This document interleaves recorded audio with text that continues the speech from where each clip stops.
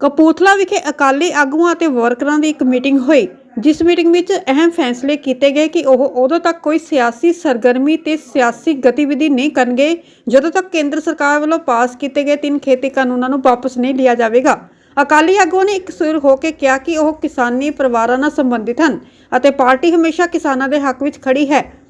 ਅਕਾਲੀ ਆਗੂਆਂ ਨੇ ਦਾਅਵਾ ਕੀਤਾ ਕਿ ਉਹ ਖੁਦ ਦਿੱਲੀ ਬਾਰਡਰ ਤੇ ਲੱਗੇ ਧਰਨੇ ਵਿੱਚ ਕਿਸਾਨਾਂ ਦੇ ਰੂਪ ਵਿੱਚ ਹਾਜ਼ਰੀ ਲਗਵਾ ਕੇ ਆਏ ਹਨ ਅਤੇ ਫਿਰ ਤੋਂ ਵੱਡਾ ਜੱਥਾ ਦਿੱਲੀ ਬਾਰਡਰ ਤੇ ਕਿਸਾਨਾਂ ਦੇ ਸਮਰਥਨ ਵਿੱਚ ਜਾਵੇਗਾ। ਉਹਨਾਂ ਕਿਹਾ ਕਿ ਕਿਸਾਨਾਂ ਦਾ ਦਿੱਲੀ ਬਾਰਡਰ ਤੇ ਇਕੱਠ ਇਤਿਹਾਸਿਕ ਹੈ ਅਤੇ ਕੇਂਦਰ ਸਰਕਾਰ ਨੂੰ ਇਹ ਕਾਨੂੰਨ ਵਾਪਸ ਲੈਣੇ ਹੀ ਪੈਣਗੇ। ਆਓ ਦੇਖਦੇ ਹਾਂ ਕਪੂਰਥਲਾ ਤੋਂ ਕਸ਼ਮੀਰ ਸਿੰਘ ਬੰਡਾਲ ਦੀ ਇਹ ਰਿਪੋਰਟ। ਅੱਜ ਸਾਡੇ ਇੱਥੇ ਇਕੱਠੇ ਹੋਣ ਦਾ ਮੰਤਵ ਤੇ ਤੁਹਾਨੂੰ ਸੱਦਣ ਦਾ ਜਿਹੜਾ ਮਨੋਰਥ ਹੈ ਉਹ ਇਹ ਹੈ ਕਿ ਜਿਸ ਤਰ੍ਹਾਂ ਆਪਾਂ ਸਾਰੇ ਜਾਣਦੇ ਆ ਕਿ ਕਿਸਾਨ ਅੰਦੋਲਨ ਜਿਹੜੇ ਮੋਦੀ ਸਰਕਾਰ ਵੱਲੋਂ 3 ਖੇਤੀ ਕਾਨੂੰਨ ਬਣਾਏ ਗਏ ਹਨ ਉਹਨਾਂ ਦੇ ਖਿਲਾਫ ਚੱਲ ਰਿਹਾ ਹੈ, ਉਸ ਦੇ ਵਿੱਚ ਹਿੱਸਾ ਪਾਉਣ ਲਈ ਹੀ ਸਾਰੇ ਸਮੂਹਕ ਤੌਰ ਤੇ ਸਾਰੇ ਆਗੂਆਂ ਨੇ, ਸਾਰੇ ਵਰਕਰਾਂ ਨੇ, ਸ਼੍ਰੋਮਣੀ ਅਕਾਲੀ ਦਲ ਦੇ ਨੇ ਇੱਕ ਫੈਸਲਾ ਲਿਆ ਹੈ ਕਿ ਜਦ ਤੱਕ ਕਿਸਾਨੀ ਸੰਘਰਸ਼ ਚੱਲ ਰਿਹਾ ਹੈ ਇਸ 3 ਜਿਹੜੇ ਖੇਤੀ ਦੇ ਕਾਨੂੰਨ ਬਣੇ ਹਨ ਇਹ ਵਾਪਸ ਨਹੀਂ ਲੈ ਜਾਂਦੇ ਤੇ ਸੰਘਰਸ਼ ਦੀ ਕਾਮਯਾਬੀ ਤੱਕ ਅਸੀਂ ਸਾਰੇ ਆਪਣੇ ਜਿਹੜੀਆਂ ਰੋਜ਼ ਦੀਆਂ ਸਿਆਸੀ ਗਤੀਵਿਧੀਆਂ ਕਰ ਰਹੇ ਸੀ ਜਾਂ ਕੋਈ ਹੋਰ ਰਵਾਇਤੀ ਸਿਆਸਤ ਕਰ ਰਹੇ ਸੀ ਉਸ ਤੋਂ ਕਿਨਾਰਾ ਕਰਦੇ ਹੋਏ ਉਸ ਸਮੇਂ ਤੱਕ ਜਦ ਤੱਕ ਇਹ ਸੰਘਰਸ਼ ਕਾਮਯਾਬ ਨਹੀਂ ਹੋ ਜਾਂਦਾ ਤਦ ਤੱਕ ਅਸੀਂ ਕੋਈ ਸਿਆਸੀ ਸਰਗਰਮੀ ਨਹੀਂ ਕਰਾਂਗੇ, ਕਿਉਂਕਿ ਸਿਆਸਤ ਵਿੱਚ ਹਿੱਸਾ ਲੈਣ ਦਾ ਸਾਡਾ ਜਿਹੜਾ ਮੁੱਖ ਮਤਲਬ ਆ ਉਹ ਵੀ ਇੱਕ ਸਮਾਜ ਸੇਵਾ ਹੈ ਤੇ ਸਭ ਤੋਂ ਵੱਡੀ ਸਮਾਜ ਸੇਵਾ ਇਸ ਵੇਲੇ ਇਹ ਹੈ ਕਿ ਜਿਹੜਾ ਕਿਸਾਨ ਸੰਘਰਸ਼ ਜਿਸ ਜੋਬਨ ਤੇ ਜਿਸ ਜਗ੍ਹਾ ਤੇ ਪਹੁੰਚ ਗਿਆ ਅਸੀਂ ਉਸ ਵਿੱਚ ਆਪਣਾ ਬਣਦਾ ਹਿੱਸਾ ਪਾਈਏ ਔਰ ਜਿਸ ਤਰ੍ਹਾਂ ਸਾਰੇ ਵਰਗਾਂ ਦੇ ਲੋਕ, ਬੱਚੇ, ਨੌਜਵਾਨ, ਬਜ਼ੁਰਗ ਇਸ ਵਿੱਚ ਸ਼ਾਮਲ ਹੋ ਰਹੇ ਨੇ। ਅਸੀਂ ਆਪਣੀ ਜਥੇਬੰਦੀ ਵੱਲੋਂ ਸਮੂਹਕ ਤੌਰ ਤੇ ਕਪੂਰਥਲਾ ਦੇ ਅਕਾਲੀ ਆਗੂਆਂ ਨੇ, ਸਰਪੰਚ ਸਾਹਿਬਾਨ, ਜ਼ਿਲ੍ਹਾ ਪ੍ਰੀਸ਼ਦ ਮੈਂਬਰ ਸਾਹਿਬਾਨ, ਹੋਰ ਸਾਰੇ ਅਹੁਦੇਦਾਰ ਸਾਹਿਬਾਨ ਨੇ ਇੱਕ ਫੈਸਲਾ ਲਿਆ ਕਿ ਅਸੀਂ ਸਮੂਹਕ ਤੌਰ ਤੇ ਇਹਦੇ ਵਿੱਚ ਸ਼ਾਮਲ ਹੋ ਕੇ ਸੇਵਾ ਨਿਭਾਵਾਂਗੇ ਤੇ ਇਸ ਵਿੱਚ ਸਾਡੀ ਜਿਹੜੀ ਭੂਮਿਕਾ ਹੈ ਉਹ ਕੋਈ ਲੀਡਰਾਂ ਵਾਲੀ ਭੂਮਿਕਾ ਨਹੀਂ ਹੋਵੇਗੀ, ਅਸੀਂ ਇੱਕ ਵਰਕਰ ਦੀ ਤਰ੍ਹਾਂ ਭੂਮਿਕਾ ਨਿਭਾਵਾਂਗੇ ਤੇ ਤਦ ਤੱਕ ਇਹ ਸੰਘਰਸ਼ ਦੇ ਵਿੱਚ ਸੇਵਾਵਾਂ ਨਿਭਾਉਂਦੇ ਰਵਾਂਗੇ ਜਦ ਤੱਕ ਇਹ ਸੰਘਰਸ਼ ਕਾਮਯਾਬ ਨਹੀਂ ਹੋ ਜਾਂਦਾ, ਤਦ ਤੱਕ ਅਸੀਂ ਕੋਈ ਸਿਆਸੀ ਜਿਹੜੀ ਸਰਗਰਮੀ ਆ ਉਹਦੇ ਵਿੱਚ ਵੀ ਸ਼ਾਮਲ ਨਹੀਂ ਹੋਣਾ। ਮੀਟਿੰਗ ਸਾਡੇ ਸਾਰੇ ਕਪੂਰਥਲਾ ਇਲਾਕੇ ਦੇ ਚੇਅਰਮੈਨ ਸਾਹਿਬ ਤੇ ਕੌਂਸਲਰ ਸਾਹਿਬ ਅਤੇ ਹੋਰ ਹੀ ਬਹੁਤ ਹੀ ਸਤਿਕਾਰਯੋਗ ਸ਼੍ਰੋਮਣੀ ਅਕਾਲੀ ਦਲ ਨਾਲ ਸੰਬੰਧਿਤ ਸਾਡੇ ਵੀਰਾਂ ਨੇ ਜੋ ਇਕੱਠੇ ਹੋ ਕੇ ਇਹ ਜੋ ਨਿਰਪੱਖ ਫੈਸਲਾ ਲਿਆ ਵੀ ਜਿਤਨੀ ਦੇਰ ਤੱਕ ਕਿਸਾਨਾਂ ਦਾ ਫੈਸਲਾ ਨਹੀਂ ਹੁੰਦਾ, ਇਹ ਜੋ ਕਾਲੇ ਕਾਨੂੰਨ ਨਹੀਂ ਹਟਾਏ ਜਾਂਦੇ, ਉਨੀ ਦੇਰ ਅਸੀਂ ਸਿਆਸੀ ਸਰਗਰਮੀਆਂ ਤੋਂ ਸਾਰੇ ਹੀ ਪਾਸੇ ਰਵਾਂਗੇ ਅਤੇ ਉਸ ਸੰਘਰਸ਼ ਦੇ ਵਿੱਚ ਅਸੀਂ ਦਿਨ ਰਾਤ ਇੱਕ ਕਰਕੇ ਅਸੀਂ ਸਾਰਿਆਂ ਦੇ ਨਾਲ ਮੋਢੇ ਨਾਲ ਮੋਢਾ ਲਾ ਕੇ ਉਹਨਾਂ ਬਜ਼ੁਰਗਾਂ ਦਾ, ਉਹਨਾਂ ਸਤਿਕਾਰਯੋਗ ਮਾਤਾਵਾਂ ਦਾ, ਭੈਣਾਂ ਦਾ ਜਿਹੜੇ ਸਾਡੇ ਇਸ ਸੰਘਰਸ਼ ਦੇ ਵਿੱਚ ਉੱਥੇ ਇੱਦਾਂ ਦੀਆਂ ਠੰਡਾਂ ਦੇ ਵਿੱਚ ਜੋ ਦਿਨ ਰਾਤ ਉੱਥੇ ਸੜਕਾਂ ਉੱਤੇ ਪਏ ਆ, ਸਾਨੂੰ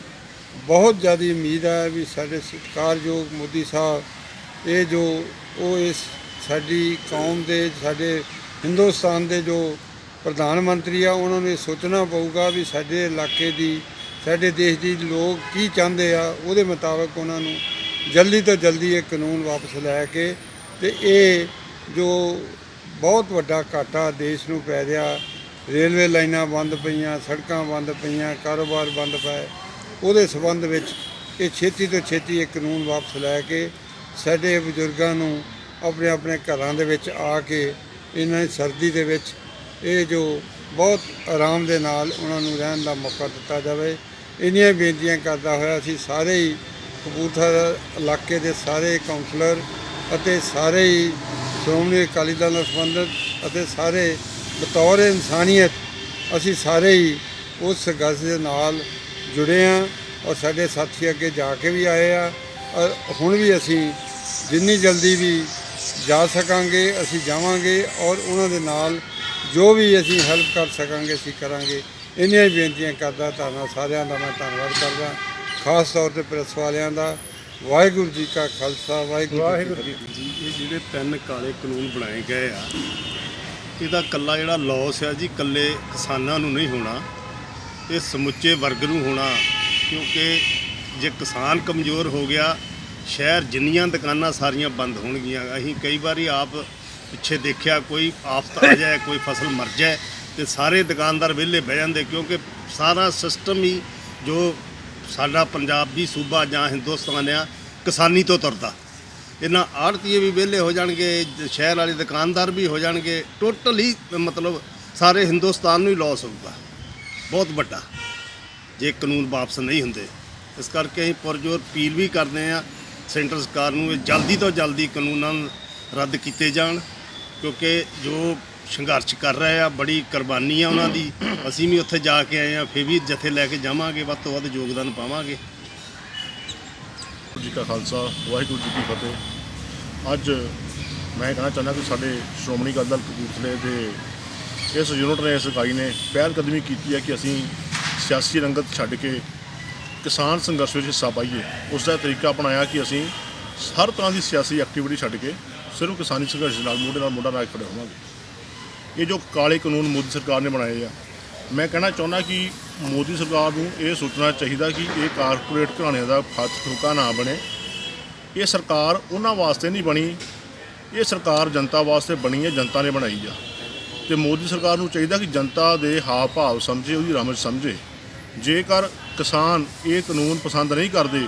ਤੇ ਬੰਨ੍ਹ ਕੇ ਖੀਰ ਖਵਾਉਣ ਦਾ ਯਤਨ ਨਾ ਕਰੇ, ਇਹ ਕਾਨੂੰਨ ਵਾਪਸ ਲਵੇ ਤਾਂ ਕਿ ਕਿਸਾਨੀ ਬਚ ਸਕੇ, ਵਪਾਰ ਬਚ ਸਕੇ, ਸਮਾਜ ਬਚ ਸਕੇ, ਦੇਸ਼ ਤਰੱਕੀ ਕਰ ਸਕੇ।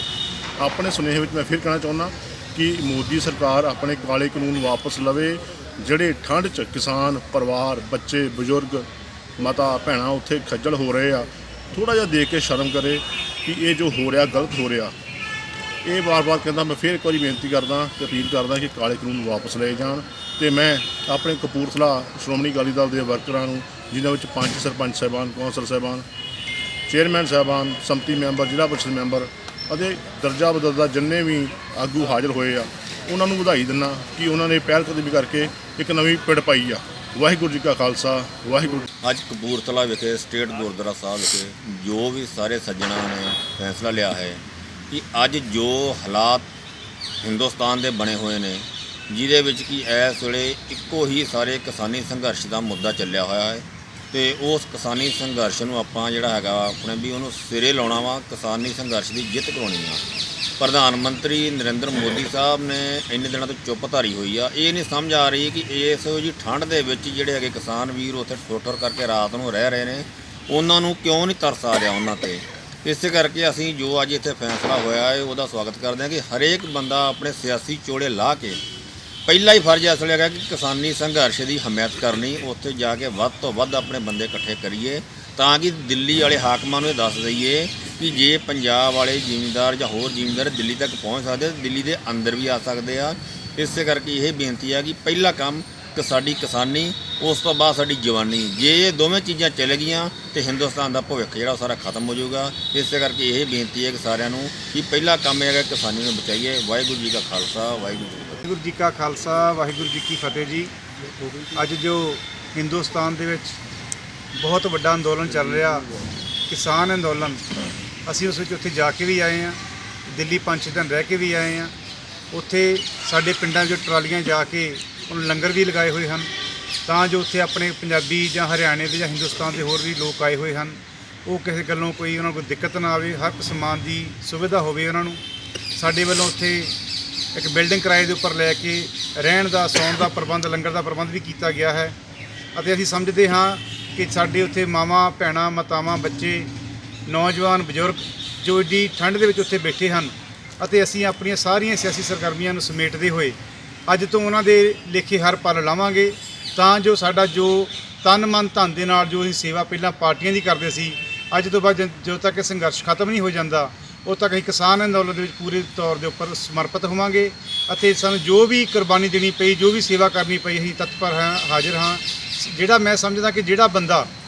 ਆਪਣੇ ਘਰਾਂ ਦੇ ਵਿੱਚ ਬੈਠੇ, ਜਿਹੜੇ ਸਾਡੇ ਨੌਜਵਾਨ ਜਾਂ ਬਜ਼ੁਰਗ ਬੈਠੇ ਆ, ਜਿਹੜਾ ਬੰਦਾ ਦਿੱਲੀ ਨਹੀਂ ਗਿਆ, ਇਹ ਇੱਕ ਇਤਿਹਾਸ ਲਿਖਿਆ ਜਾਣਾ,